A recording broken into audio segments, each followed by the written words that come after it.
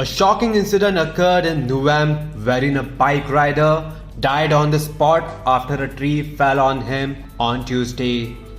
Concerned government authorities were slammed by the citizens for not taking safety precautions at the time of cutting down the dangerous tree. Richard Costa, resident of Kirbat, NUVEM, lost his life in this sad incident. Tree cutting work was underway at the national highway in NUVEM by the PWD officials. The victim proceeded towards NUVEM on his bike and suddenly a tree fell on him. The locals have alleged that the PWD did not take the required safety precautions. However, the officials of the concerned authorities have claimed that the victim proceeded by ignoring the instructions.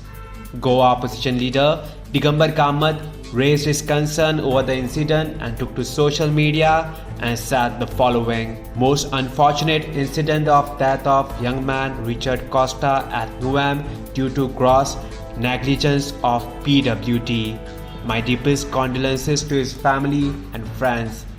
I demand strict actions against all those responsible.